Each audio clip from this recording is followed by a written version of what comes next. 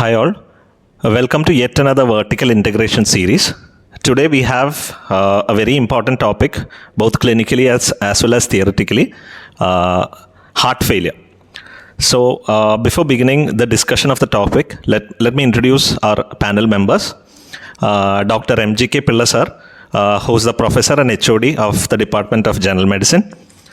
Lalitambika ma'am, she is the associate professor of physiology, and Dr. Mahesh sir, who is the professor of the Department of Pharmacology. So ma'am, I will start with you.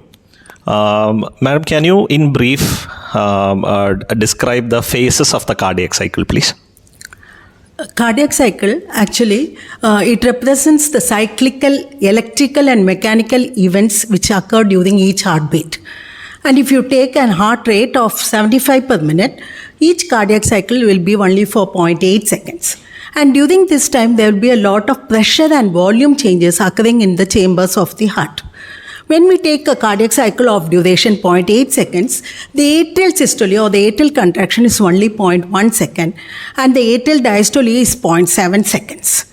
And the ventricular systole or the ventricular contraction will begin only after the atrial contraction is over. And it is for 0.3 seconds and the ventricular diastole duration is for 0.5 seconds. And when we start with the phases, it's convenient to start with ventricular systole because ventricular events are major.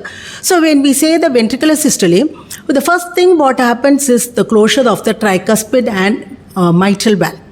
And the ventricle, because the pulmonary and aortic valves are already in a closed state, it is in a closed chamber. The ventricles are closed chambers. So when they are contracting, the pressure in it will rise very rapidly, but there is no change in volume. So this phase is called the isovolumetric contraction phase. And the pressure, when it goes on increasing, it will reach a stage when it reaches 10 millimeter Hg in the right ventricle and 80 millimeter Hg in the left ventricle when the pulmonary and aortic valves will respectively open. And blood will start getting ejected into these arteries, and first it will be ejected rapidly. That is called the rapid ejection phase. But then the pressure gradient between these arteries and the ventricle are decreasing. The gradient decreases and so the ejection will become a little slower. Maximum pressures are reached in the ventricles in the rapid ejection phase. At the end of rapid ejection phase, if you see, right ventricle, it will be 25 millimeter Hg, which is the maximum pressure, and left ventricle, it will be 120 millimeter Hg. And then in the slow ejection phases, the pressures will start slowly declining. And when it reaches a stage that it is beyond the aortic and pulmonary artery pressures, the valves, the aortic and the pulmonary valves will close. And again, the ventricles are now a closed chamber, but they are relaxing. So the isovolumetric relaxation phase, when you see, there's no change in volume again, but the pressures are decreasing very rapidly and very fast. So when the pressure in these chambers go below that of the atrial pressures, when it is going below the atrial pressure, the valves, bicuspid valve, that is the mitral valve, and the tricuspid valve, they will open and blood will start flowing into the ventricles. You get a rapid filling phase, then you get a slow filling phase. Slow filling phase is the longest phase in the cardiac cycle. It's about 0.19 seconds. That is longest phase when the ventricles are getting passively filled. Afterwards, the atria will contract and the atrial contribution to the ventricular filling, which is called the last rapid filling phase, is only 25 to 30%. So then the cycle of events goes on continuing. So what is the important here is when the heart rate is increasing, to a certain extent, there will be an increase in the stroke volume, that is the volume of blood ejected from each ventricle per beat. The stroke volume into heart rate only will give you the cardiac output, that is volume of blood ejected from each ventricle per minute. So to a certain extent it will increase, but if the heart rate increases above 180 per minute, the filling time will be reduced in the cardiac cycle. So there will be a lot of compromise on the filling time. So cardiac output will start decreasing. That is what we see in arrhythmias, tachyarrhythmias and bradyarrhythmias. Okay, Thank you, ma'am, so much for that detailed explanation of the cardiac cycle. Next question to Pilla, sir. Sir, can you briefly describe what will be the clinical presentation of the patient who comes to OPD or to the ER with heart failure? Thank you, Anup. The clinical presentation of the cardiac failure depends upon which chamber is suffering. Now, first of all, let me define heart failure. It is either a defective filling of the ventricles or inadequate output from the ventricles. So in both cases, there will be congestion in the chamber behind. For example, if there is left ventricular failure, the left atrium will be congested and this will be reflected back to the pulmonary venous blood. Same is true when the right ventricle is failing. The pressure will go back to right atria and then into the systemic venous congestion phase. So when there is cardiac failure, inadequate blood supply will be reaching the vital organs other than congestion, first I have told. And just like Madam told, when there is inadequate blood supply, there will be a nutritional failure to the muscles also. And because of this, the heart will try to compensate with increase in the heart rate. In a nutshell, the symptoms of the heart failure can be breathlessness because of pulmonary congestion, palpitation because of the compensatory trial from the heart side, fatigue due to decreased blood supply to the muscles, also as well as the inability to remove the metabolic waste products from the muscles. And also there is splanchnic congestion because of the right heart failure. So the patient can also feel anorexia. These are the important symptoms of the heart failure. But when you look at in the patients sitting in front of you, you will see congestion of the veins in the neck because the right ventricle is not emptying properly. So venous pressure will build up in the systemic vein. So jugular venous congestion will be there. And patient can have a distension of the abdomen due to fluid in the abdomen. Then there can be edema in the lower limbs. And physical examination will reveal hepatomegaly and pedal edema. When you come to the pulmonary side, crackles will be there and often this can lead to pleural effusion. And auscultation of the heart, you can get a third heart sound and other abnormalities depending upon the etiology which led to the cardiac failure. Thank you so much, dear Pilla sir, for the detailed and crisp explanation. Thank you. Of the topic. Mahesh sir, to you. Sir, can you give us an idea? Can you name and categorize the drugs that are used to treat acute congestive heart failure? Yeah. Hi, Anup. So, when you're talking about the treatment of acute decompensated heart failure, our objective would always be to provide symptomatic relief from the clinical signs and symptoms. Second, maybe to reduce the readmission rate and also to improve the short-term prognosis. So as Sir was talking about, when you talk about the clinical signs and symptoms, it could be backward symptoms, which is because of an elevated end diastolic filling pressure, which increases the preload, or it could be the forward symptoms, which could be because of impaired tissue perfusion, again due to a low cardiac output. So when you talk about the drugs, we either try to target any of these two things. So the first one, reducing the preload, would be one of the objectives, in which we have two categories of drugs. First, the diuretics. The major diuretics that we use in acute decompensated heart failure would be what we call as the loop diuretics which act at the thick ascending limb of loop of Henle, also called as the sodium potassium 2-chloride cotransporter inhibitors. To name a few would be furosemide, torsemide, bumetanide. Now, if the person is having sulfonamide allergy, we might also think about ethacronic acid. The second one, just to reduce the refractoriness to loop diuretics, we might use thiazide or thiazide-like diuretics. Drugs which act on the sodium chloride symporter, they inhibit them. Examples would be hydrochlorothiazide, chlorthalidone, indapamide, metolazone, cipamide, etc. And then you also have the mineralocorticoid receptor antagonists, which would be spironolactone, eplerenone, and finerenone, though finerenone has not been approved for heart failure. So that's the first group of drugs which reduce the preload. We go to the second one, vasodilators. So when you talk about an acute condition, the vasodilator that we usually prefer is a predominant venodilator, nitroglycerin. And to take care of improving the cardiac output, we resort to positive inotropes. In acute decompensated heart failure, the three major category of positive inotropes would be, first one, sympathomimetics, the beta-1 agonists, that would be dobutamine, epinephrine, norepinephrine, and dopamine.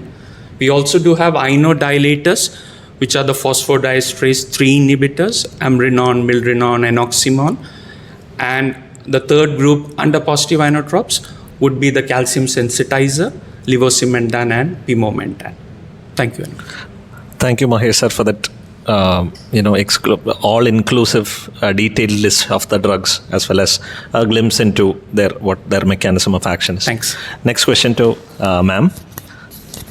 Ma'am, can you tell us about the concept of stroke volume and what are the factors that contribute to the stroke volume? As I told earlier, stroke volume is the volume of blood ejected from each ventricle per beat.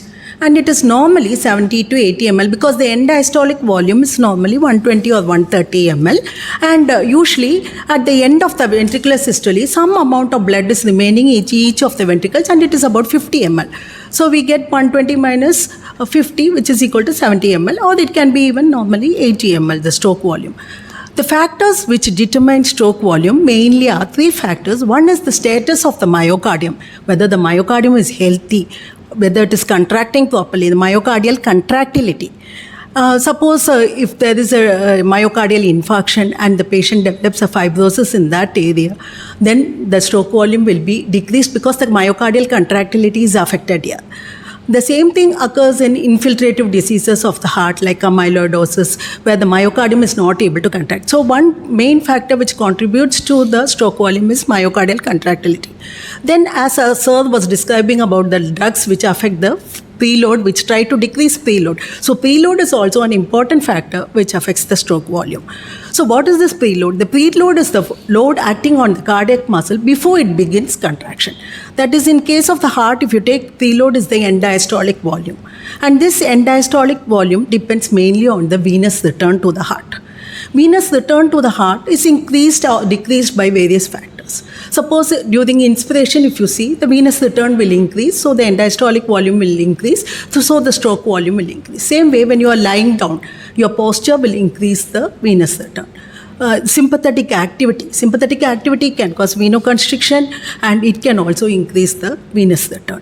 Or if you take factors like exercise, when you do exercise, the venous return or the amount of blood returning to the heart increases.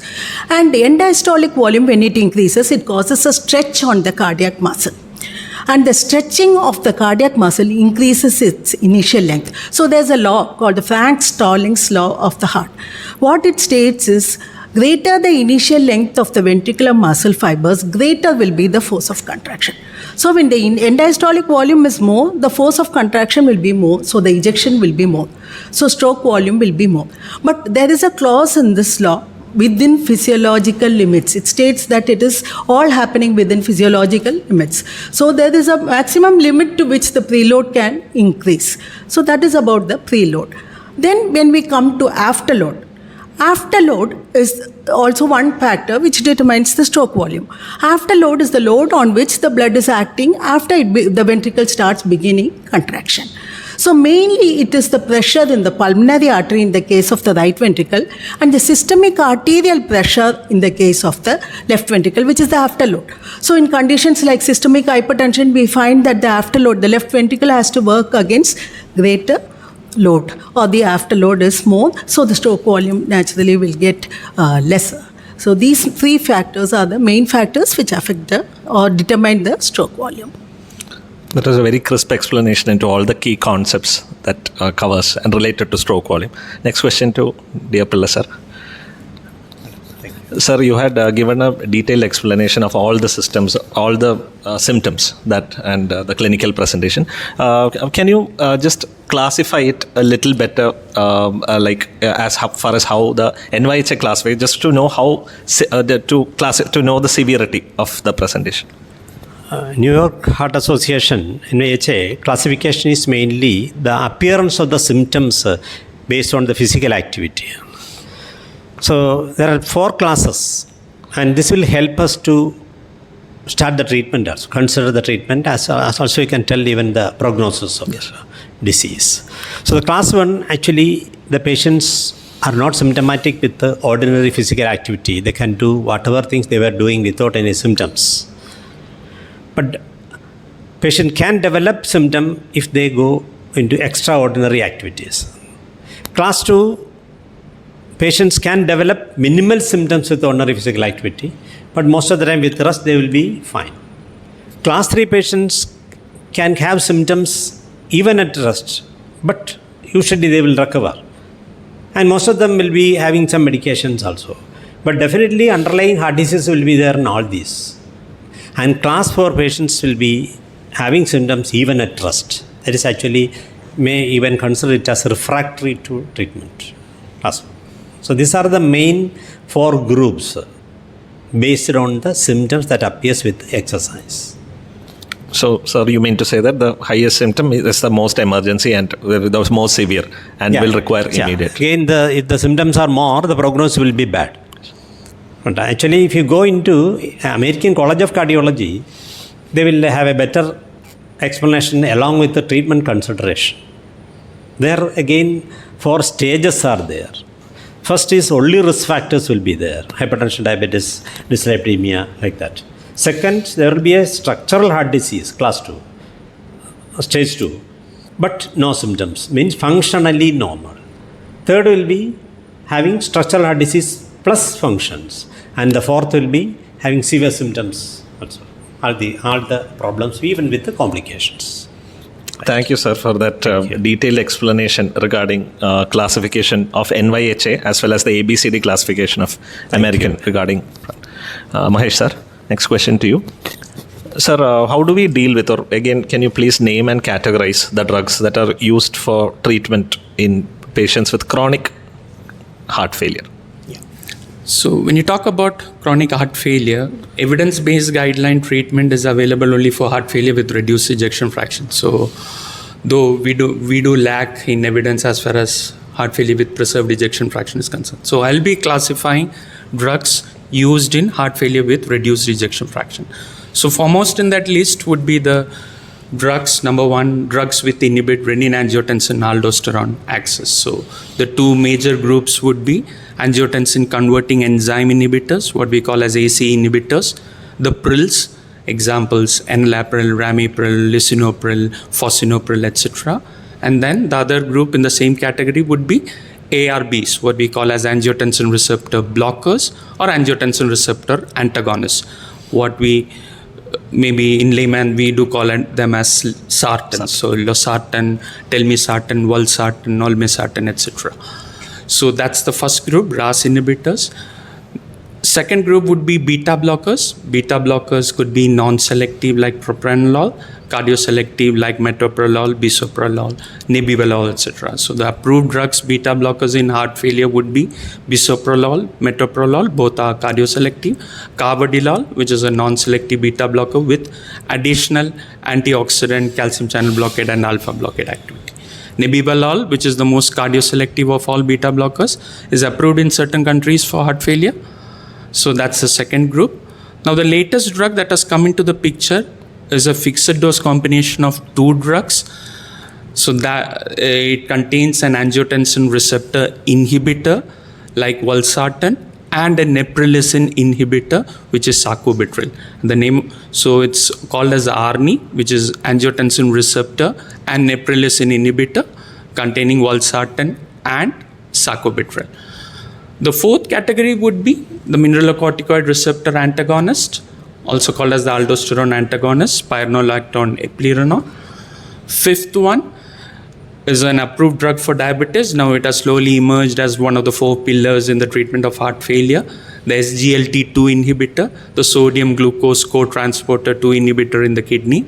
So that's dapagliflozin, empagliflozin. Now you also have a dual inhibitor, which is sotagliflozin, which inhibits both SGLT1 in the intestine as well as SGLT2 in the kidney.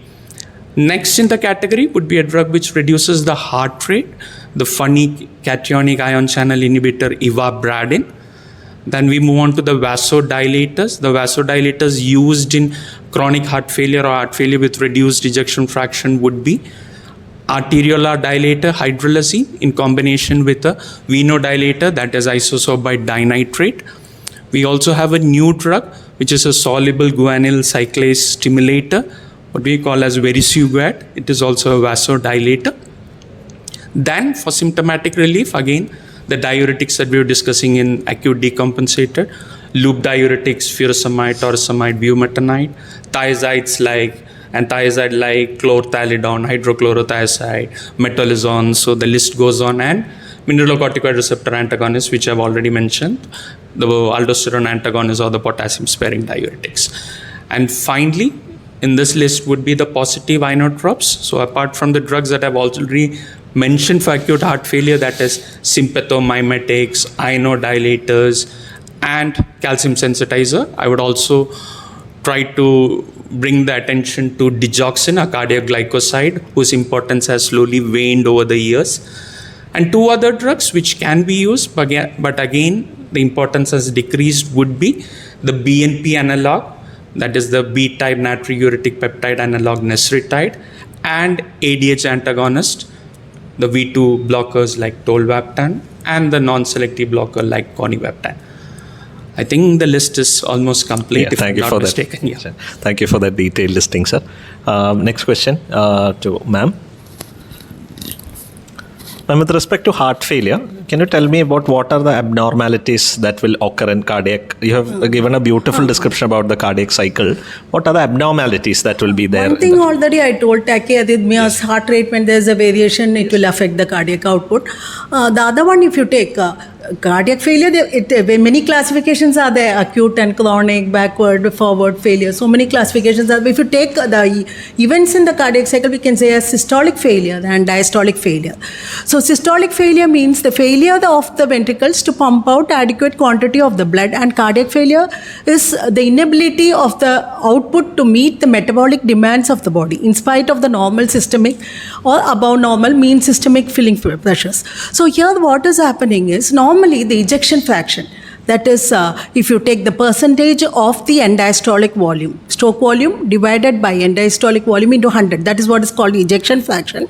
That is normally about 60 to 65% in a normal adult.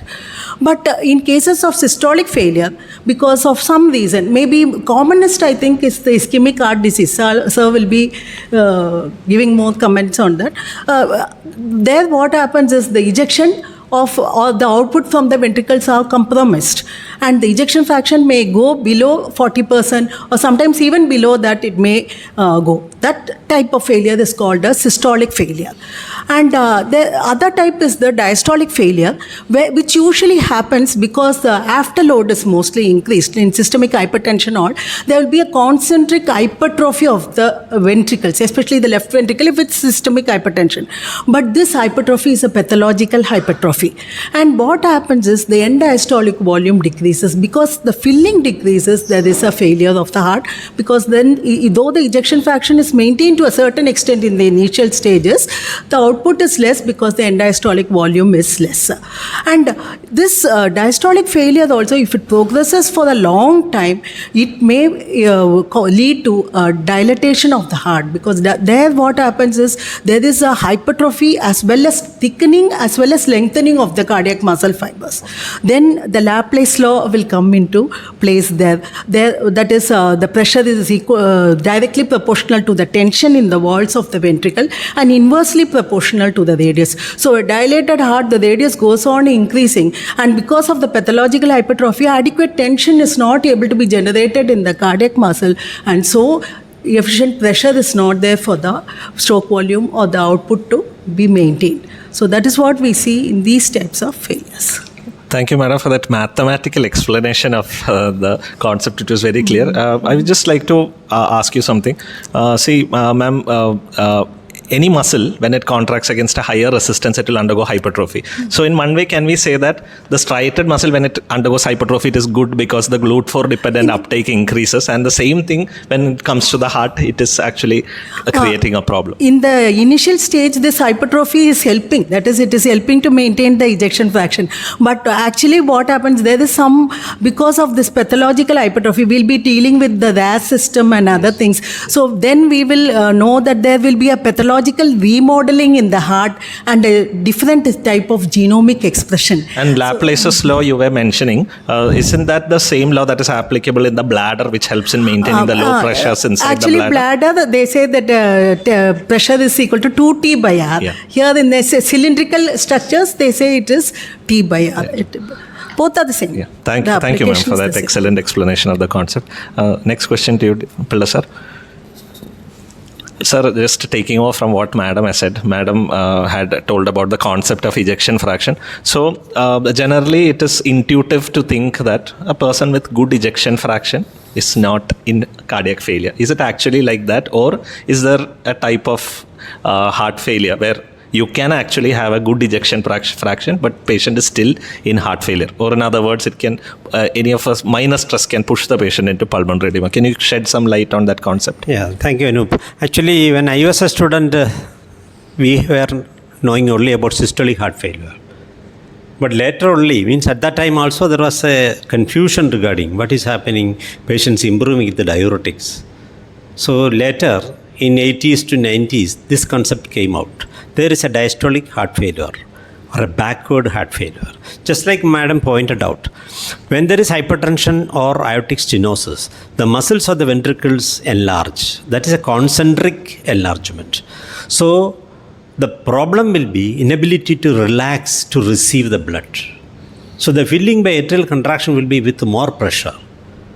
So that strain will go back, which will be reflected back to the pulmonary circulation, and congestion occurs. And this, of course, that can be preceded by many events, maybe ischemia, anything else.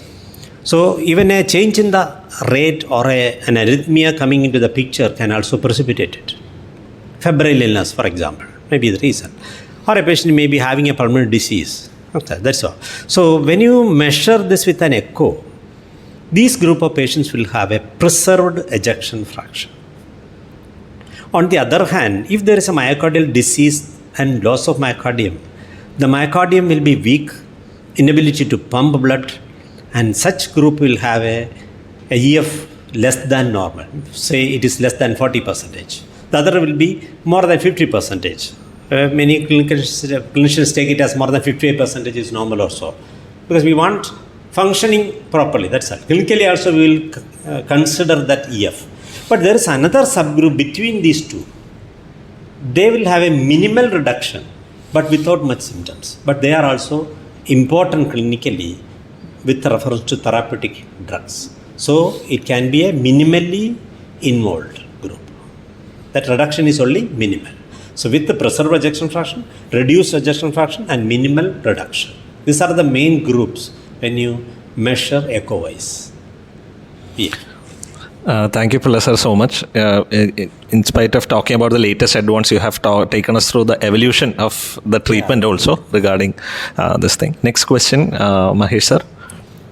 Sir, your list was almost, inclusive of all the drugs. So what I want you to do is, can you, the most important drugs or the most practically used drugs, a few of them can you select, which is so important in our discussion today, and briefly tell us about the mechanism of action in relation to how it will help in alleviating symptoms or long-term prognosis or otherwise.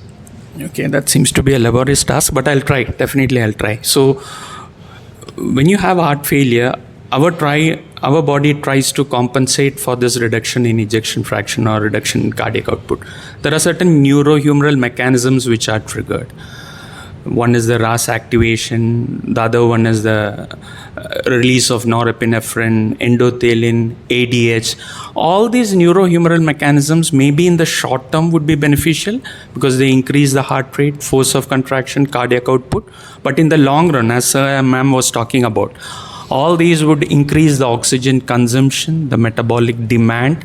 So that is going to trigger what we call as the pathological remodeling or cardiovascular remodeling, which would be talked later. So our primary aim would be to inhibit this neurohumoral mechanism. So the first culprit is angiotensin 2. So you either try to reduce the production of angiotensin 2 or to inhibit the action of angiotensin 2.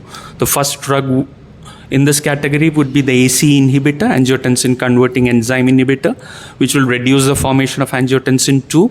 So there will be vasodilation, reduction in preload, afterload, sodium water excretion. There will be prevention of cardiovascular remodeling, which is detrimental in long run for a patient with heart failure. And indirectly, it will also reduce the release of norepinephrine, which is again another culprit in the pathological remodeling. So that's AC inhibitor. ARB, which is angiotensin receptor blocker, the sartans, the valsartan, losartan, they also have the same effect, but they do this by blocking the primary receptor of angiotensin 2, which is called as a AT1, a G protein coupled receptor. The second one would be the antiadrenergic drug, the beta blockers. So they reduce the sympathetic overactivity. It was considered to be blasphemous because it would look ironical. You're talking about reducing the sympathetic activity in a person who is having systolic dysfunction, who is actually surviving because of a activation of catecholamine. So you should always give these drugs. Once the patient becomes euvolumic, you start it at a low dose, 1/8 of the dose, and then you slowly increase the dose because catecholamine stimulated heart is detrimental in the long run, mainly because of pathological remodeling, and probably the incidence of sinister arrhythmia is also more because of sympathetic overactivity. So that's about beta blocker. The third one, there's one neurohumoral mechanism which is actually beneficial in heart failure. That is the triggering of release of BNP and ANP. But the problem of these natriuretic peptides released from the ventricle in heart failure, they succumb to the metabolism of a neutral endopeptidase called as neprilysin. So you have a drug which blocks neprilysin, thereby increasing the ANP and BNP. The name of the drug is sacubitril. It's a prodrug, gets converted into sacubitrillate, inhibits neprilysin, increases the levels of natriuretic peptide, which will have natriuresis, vasodilation, and prevention of ventricular remodeling. But the problem of neprilysin inhibitor, which is sacubitril, not only inhibits neprilysin, it also inhibits the breakdown of angiotensin 2. So you don't want angiotensin 2 to increase. So you have to give this in combination with ARB, angiotensin receptor blocker, which is valsartan. And another thing about neprilysin inhibitor is it not only inhibits the metabolism of neprilysin A, B, angiotensin 2, but it also will inhibit the metabolism of bradykinin. So AC inhibitors also have a similar action. So you never combine it with AC inhibitors. So you give AC inhibitor, there should be a minimum gap of 1.5 days before you initiate this combination of angiotensin receptor and neprilysin inhibitor called as ARNI. So then again, mineralocorticoid receptor antagonist, which is your spironolactone, because when you give RAS inhibitors, aldosterone is inhibited, but aldosterone levels can also be regulated by sodium potassium. So there's something called as aldosterone escape. Aldosterone levels may increase, which can contribute to ventricular remodeling. So you want to reduce that. You give it at a low dose, spironolactone or eplerenone, 25 milligram, not the usual 100 milligram, because when you combine ARNI or AC inhibitor with this mineralocorticoid receptor antagonist, we'll see that later, there's a risk of electrolyte imbalance. Next on the list, the last of the 4 pillars, the SGLT2 inhibitor, which inhibit the reabsorption of sodium and glucose. So there'll be excretion of sodium and glucose, along with it water. That's a very easy rationale that people say, diuretic effect, reduction of preload. But more importantly, more than reducing the preload or more than having a natriuretic effect, these drugs also have an improvement in the cardiovascular outcome. There are many postulates which we'll be discussing later, which try to highlight the importance of SGLT2 inhibitor in preserving cardiovascular function, anti-inflammatory, preventing endothelial dysfunction, all those things. So those are postulates. It has not been proved. Ivabradine, again, we talked about inhibiting funny cationic channel, heart rate greater than 70. You think about reducing the heart rate by giving ivabradine. Vasodilators, so that would be in acute, you give nitroglycerin, so increases nitric oxide, myosin light chain kinase gets inactivated, myosin actin sliding gets impeded, so there is visceral smooth muscle relaxation. Same with isosorbate dinitrate, they all release nitric oxide.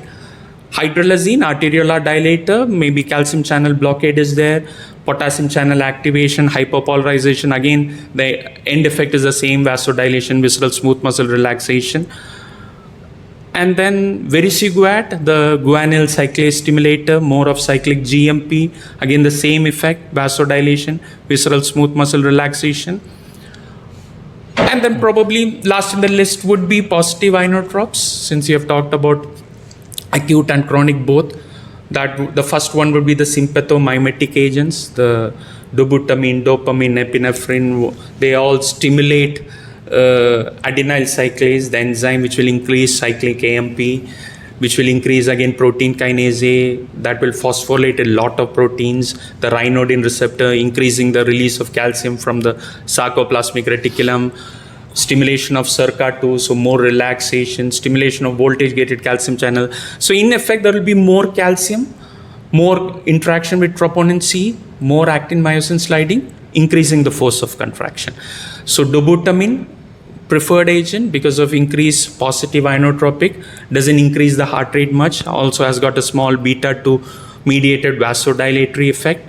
Noradrenaline, alpha mediated vasoconstriction, can compromise blood flow, but the good thing is because since it increases the mean arterial pressure, there could be reflex bradycardia, so oxygen demand could be reduced, especially when the blood pressure is very low. Epinephrine, again it increases the heart rate, so there's a negative. And dopamine, again depending on the dose, low, intermediate, high dose, we do have different effects. High dose not preferred because it can increase the afterload because of alpha 1 mediated vasoconstriction. Inodilator, the second last in the list, would be the phosphodiesterase 3 inhibitors, which increase cyclic AMP, so it's the same chain, protein kinase A activation, so finally the actin myosin sliding would be improved, force of contraction would be enhanced. And then calcium sensitizer, which will increase the sensitivity of calcium towards troponin C, so more contraction, again that's levosimentan. And finally, ADH antagonist, which will inhibit the antidiuretic hormone tolvaptan, and then BNP analog necretide, so that's almost the entire list, if I'm not mistaken. Thank you, sir, for that very careful selection of that list and good enough detail about all the drugs. Thank you. Again to ma'am. Madam, again, a little more focus, I think, is needed for that concept of cardiac remodeling. Can you, Mahesh sir has already described some of it in detail, but can you exclusively focusing on physiology, the RAS, the natriuretic peptide mechanism, sympathetic mechanism, how it affects this thing called, or how it changes the structure of the heart? I want to focus on that a lot because these drugs should never be stopped.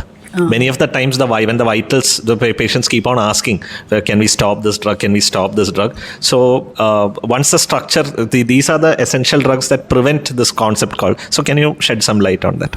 Actually, when there is a decreased cardiac output and the BP is getting decreased, there is a pseudo-humoral activation. As Mahesh sir has told, some drugs which we use for that.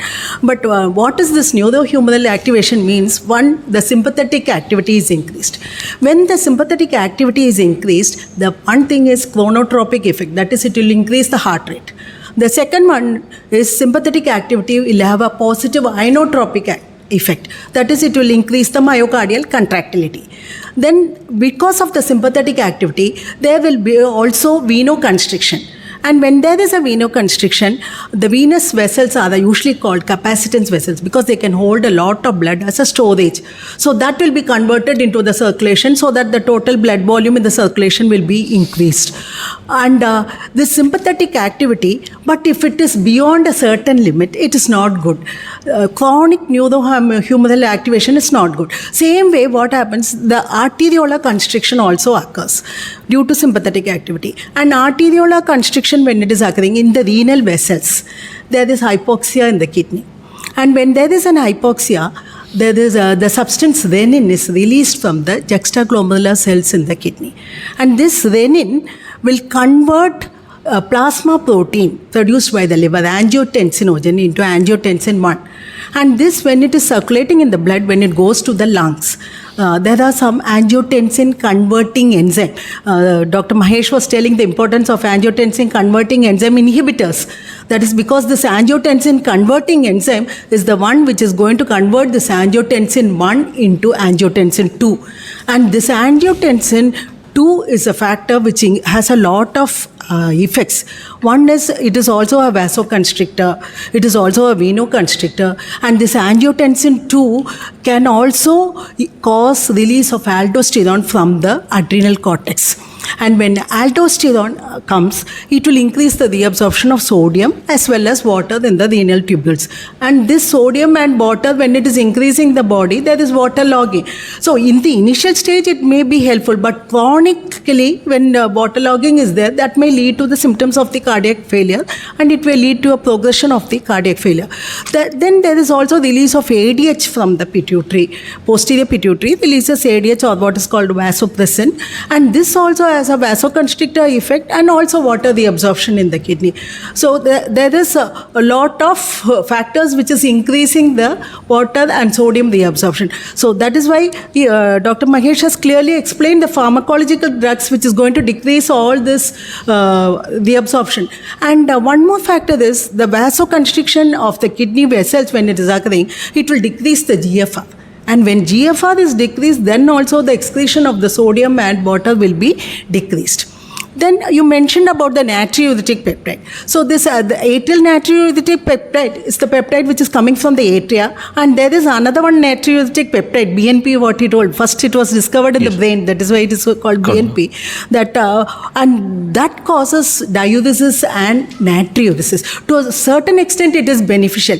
So when its effects are negated, the purpose is not solved. So only we are using some drugs so that the activity of ANP can be preserved in the body. And this chronic neurohumoral activation, as I told you, if it occurs for a long time, there is an alteration in the genomic expression itself, and it produces some pathological effects on the heart, like hypertrophy. There may be a concentric hypertrophy, as in the case of pressure overload, as Sir also told, and volume overload, that is increase in the preload, may cause an eccentric hypertrophy or the dilatation of the heart. The heart may be dilated too much and it may become globular. That is not very good. And another factor is endothelins. Endothelins also cause a vasoconstrictor effect, and it has a very important role in the hypertrophy of the heart also. But the proteins produced in the cardiac muscle are abnormal proteins.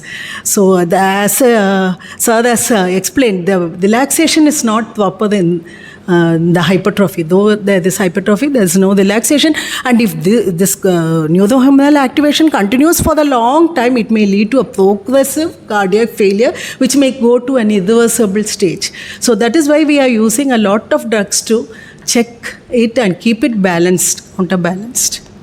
Thank you, madam, for that very good conceptual explanation. Next question to Pulla sir.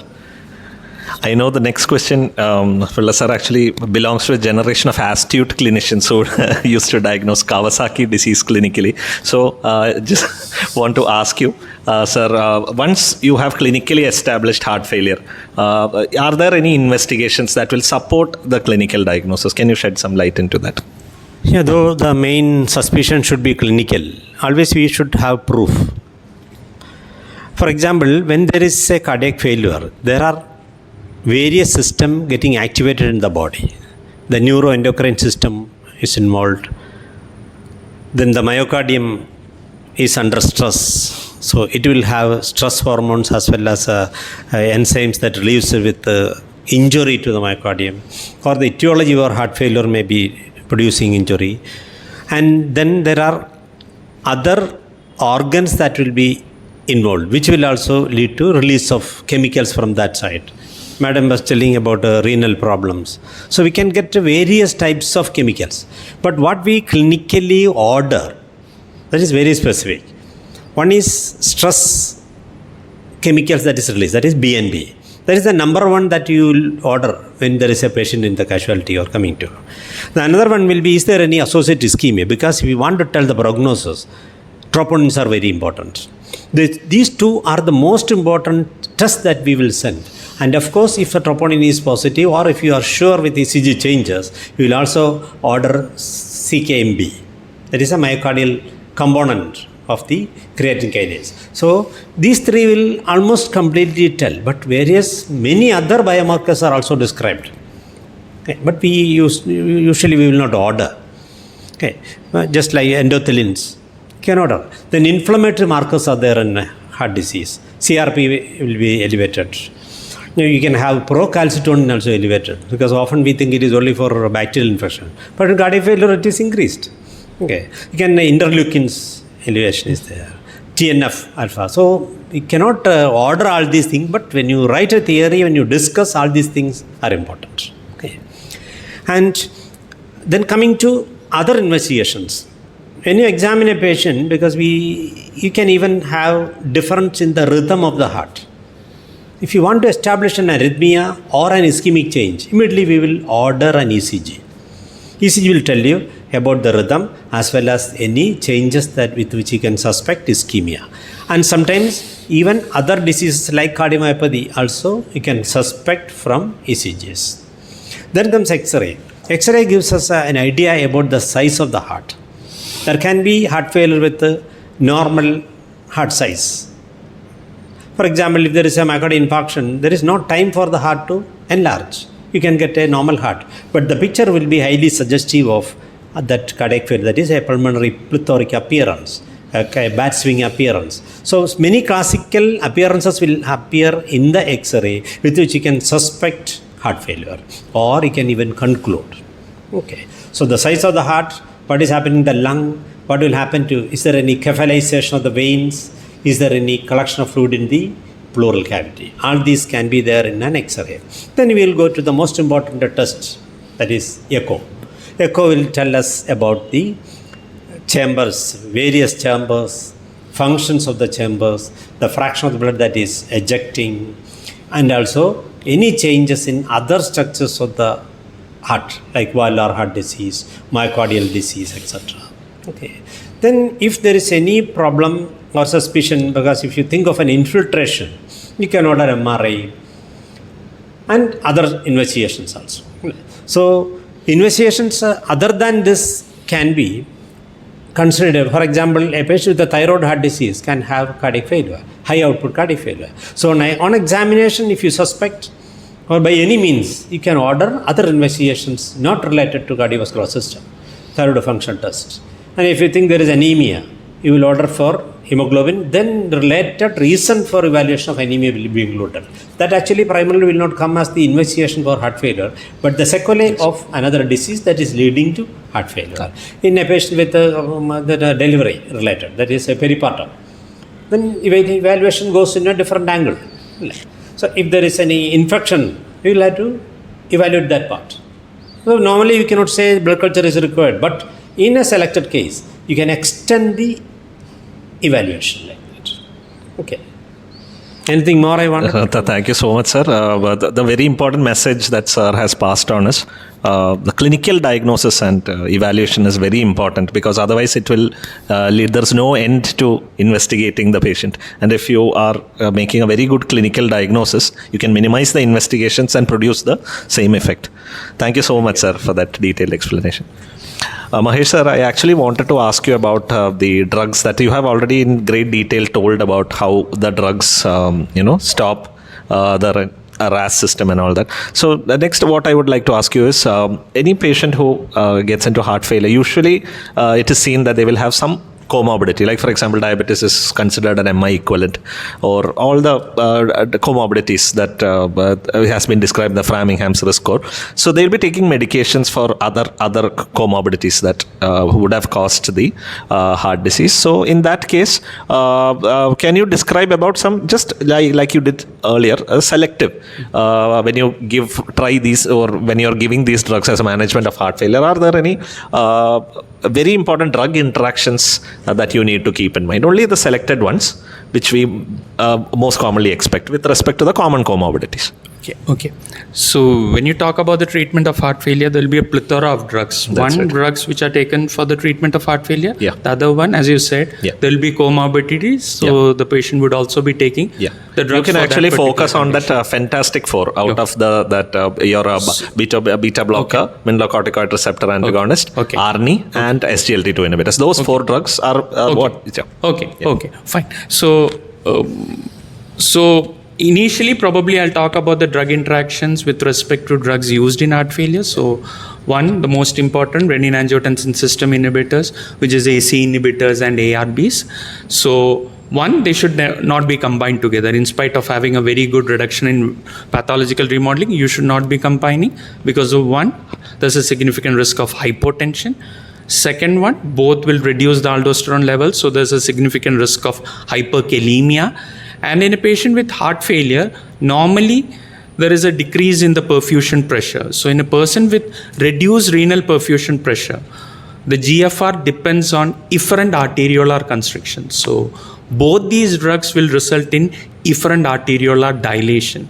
So that can reduce GFR, that can lead to renal failure. So because of these factors, these drugs should never be combined. Second, hyperkalemia is a significant risk. So any other drug which has the possibility of causing hyperkalemia should be avoided. I would say should be avoided because mineralocorticoid receptor antagonist, spironolactone, combination with AC inhibitor or ARNI or ARB is given, but you have to measure serum potassium levels. And as I said earlier, these MRAs or spironolactone is given at a low dose.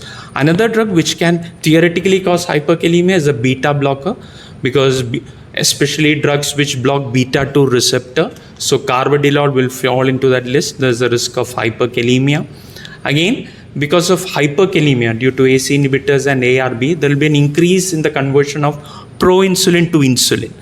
So again, if the person is a diabetic on insulin or on oral anti-diabetic agents, especially the insulin secretagogues, the sulfonylureas, the gliptins, there's a significant risk of hypoglycemia.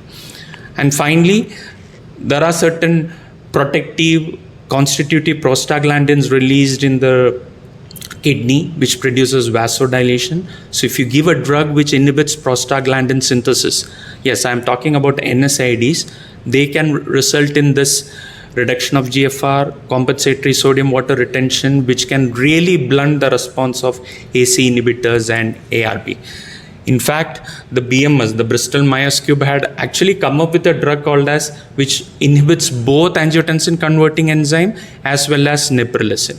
But the problem is there was severe inhibition of bradykinin metabolism. So omapatrilat, which never came into the market because of severe risk of dry cough and angioedema. AC inhibitor is considered, I think sir would also agree, considered to be superior in the treatment of heart failure. I mean, stalwarts like sir used to say that it is better to cough rather than die due to heart failure. So AC inhibitor would be the preferred drug. So next, as Anu was talking about the next pillar of treatment of heart failure, beta blocker. Beta blocker, again, these are drugs which will reduce the heart rate, AV conduction, force of contraction, negative inotropic, chronotropic, dromotropic effect. So any other drug, say for example, if the person is on verapamil, any antihypertensive, or diltiazem, the so-called non-DHPs, or ivabradine for that matter, the funny cationic channel inhibitor, or digoxin, which also has a vagomimetic negative dromotropic effect. So all these drugs, if given with beta blocker, note for the heart rate, there is a possibility of ventricular asystole or complete heart block. So again, beta blockers, you have non-selective, cardioselective, and the new third generation beta blocker with additional cardioprotective. So if the person is having diabetes, it's said that the third generation, especially carvedilol, can reduce insulin resistance and is better compared to the cardioselective metoprolol or the non-selective propranolol, which is in diabetes and dyslipidemia as a contraindication for those drugs. Vasodilators, any vasodilators, veno-arteriolar mixed, severe vasodilation, reflex tachycardia palpitation is a problem, postural hypotension is a problem, especially for venodilators. So check for the antihypertensive medications that the person would be taking, prazosin. There could be a drug interaction leading to significant hypotension. Diuretics, again, known for metabolic and electrolyte disturbances. You never give it for long term. And loop and thiazides known to cause hypokalemia. And hypokalemia will increase the affinity of digoxin towards sodium potassium ATPase pump, so that would be inhibited more. So digoxin toxicity could be precipitated if you're giving a diuretic. And then digoxin, again, digoxin with beta blocker, heart rate reduction, AV nodal delay, and then digoxin is a substrate for P-glycoproteins. So if you're giving any inhibitor of P-glycoproteins, say for example verapamil or arrhythmia amiodarone, class 1 quinidine, or even enalapril, the AC inhibitor, they can inhibit the P-glycoprotein and increase the levels of digoxin. We are bothered about the levels of digoxin because it's a drug with a narrow therapeutic index. So you need to ensure that the therapeutic levels of digoxin is between 0.5 to 0.8 nanogram per ml. So small increase can result in both extracardiac and cardiac adverse effect. So those are the drug interactions that comes to my mind. So AC inhibitors, beta blockers. So check for hypotension, even ARNI, angiotensin receptor and neprilysin inhibitor. Severe vasodilation, increased bradykinin, again vasodilation, always a possibility of severe hypotension. I hope I'm not... Yes, you have covered. Maybe you'll have to indicate that. Okay, thank you so much, sir. I think we'll wind up this discussion with Pilla sir. Sir, when a patient with heart failure comes, can you briefly outline the aspects of management, and is there any role for non-invasive ventilation if we are clinically suspecting heart failure? Actually speaking, sir has told almost all drug therapy. So I have just named the group. Depending on the symptoms, I told you, again a class and stage is very important. So if the patient is coming to the OPD without much symptoms and a chronicity of the disease you suspect, then actually you can start with a very small dose of diuretics and AC inhibitors and observe. Provided you are looking into other parameters that are the risk factors for heart failure. So correspondingly we will manage the other risk factors along with this. So with the diuretics plus AC inhibitors, we'll ask the patient to review the short times, or even you can have a review or you can even keep the patient in the hospital, because if the risk factors are more, you can even admit. Otherwise, there is no indication. Because class 2, you can observe OPD basis. Class 3 onwards, you should keep. But you should have a communication with the patient. That is the best. Because the risk is variable from patient to patient. So all the 4 important pillars you can start. Okay. Start with the diuretic small dose, then ACARBs, beta blockers. Then actually presently if the symptoms are much worse, you will have to consider ARNI as second one or even the third one. And then comes the SGLT2. If the patient is diabetic, SGLT2 inhibits gliflozins. The problem with the gliflozin is, in male patients, if there is a chance of urinary infection or history of urinary infection or complicated UTI, better to avoid it, because that is going to be a big problem for us. Otherwise, it is a good drug. Sir, just sorry for interrupting you. When we give SGLT2 inhibitors, can you tell about the precautions that we need to tell the patient? That's what. Again, a patient should be having good care about the private areas, because urinary tract infection is the main problem. We have seen significant number of patients reporting with the UTI or even upper urinary infection, pyelonephritis. So without knowing that, this is the main problem. So because too much of glucose is going through the urine, and in male patients, urine will be staying in the bladder as a culture media, so a lot of organism will be likely to grow. So that should be an important point that you should keep in mind. When there is urinary infection, be careful, especially male patients. Then comes other important medication, because cardiac failure patients will have high chance of thrombosis in the vessels or even outside the cardiovascular system. So antiplatelets are very important in patients with cardiac failure. And if the ejection fraction is much lower, you have to consider anticoagulants as well, or if there is arrhythmias. So antiarrhythmic drugs, antiplatelets, anticoagulants, an important group of drugs that should be considered in a patient with cardiac failure. Depending upon the situation, you can add. Okay, so difficult to tell which patient requires all these and all that. That's an entirely different topic for discussion. But you should consider.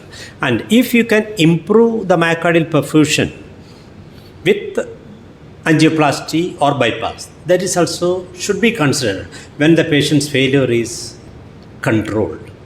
That's the next step. Or even you can use ventricular assist devices when the patient is suitable for it. Okay. The next group of therapy is mainly the pacing. A biventricular pacing has changed a significant role because many a times the drug therapy we are able to taper with the biventricular pacing because we will simultaneously stimulate the chambers so that the function of the heart will be significantly improving. Okay, so pacing is also very, very important in patients. And then comes ICD. If the patient has got significant chance of getting arrhythmias, you can consider ICD also. So these are the other important things that you should consider as part of management in cardiac failure. Finally, statins.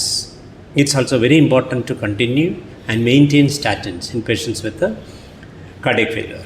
And just like Naresh sir has pointed out, NSAID use is very common in our place, and many patients will have problem with the NSAID use, especially they can even go and get NSAIDs for pain and other things. And you will be surprised to see what happened, all the drugs which is taking, but still significant edema. Because you may be maintaining with a very small diuretic or we might have discontinued diuretic. At that setting, they will go and take painkillers. Significant number we are seeing. So that also you should educate the patient. So patient education is very important when you start and maintain therapy in cardiac failure. Then close follow-up as well, അല്ലേ? Thank you so much, dear all faculty, dear Lalitambika ma'am, Pilla sir, HOD of Medicine, Mahesh sir, Prof. Thank you so much for this encapsulated discussion and very well integrated between all the three sciences. Hope to have further informative discussions like this in the future. Thank you. Thank you. Thank you.